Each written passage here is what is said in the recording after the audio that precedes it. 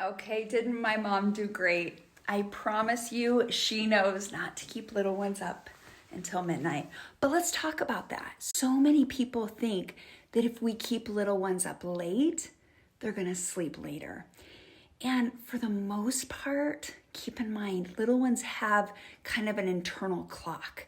And so they have this set time, let's say, hopefully between 6 and 7 a.m., that when you keep them up later, they're still going to wake up about that same time, sometimes even earlier because they get overtired. So keeping them up later is rarely the answer. After about 8 p.m., they can get a surge of cortisol, which makes it harder to fall asleep and stay asleep.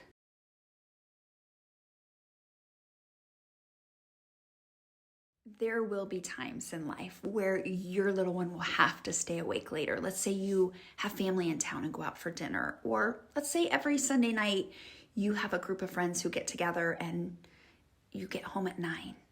I want you to know this is part of life, and I want you to live life and not stress about that. Once every week or every once in a while is okay. Babies can most likely handle it.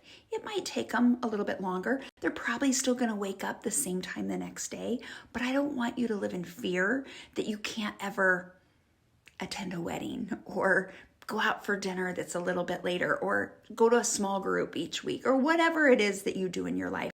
My goal is that you have a great sleeper so that you can live life and get to do some of these things. Because if you're doing a 7 to 8 p.m. bedtime most other nights, then this is fine occasionally.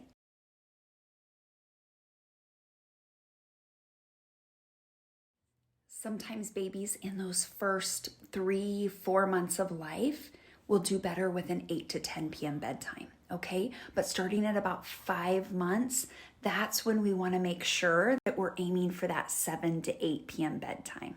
Another reason you would have a later bedtime would be if nap time ended a little bit late. Remember, we always want a full wake window before bed. So if that last nap of the day ends a little bit later, it may push bedtime after 8 p.m. Keep in mind, the wake window is always a range. Sometimes you're going to be on the shorter end of the range, sometimes on the longer end of the range.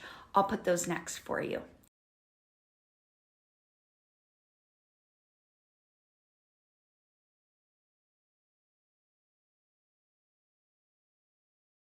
Okay, if this is your story, I want to tell you, I have classes to help you, okay?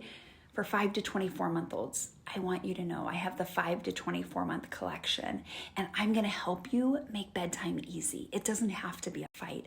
I'm going to give you a step-by-step plan, and it's going to work for bedtime and all through the night and for naps. It covers all of that, and not just now, but now until your little one turns 2.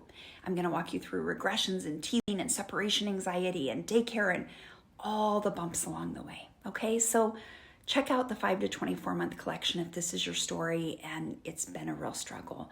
And you saw, like, my hope for you is that you get to live life. I'm not going to make you stay at home and not have a life after this. I want you to have a great little sleeper so that you can have a life.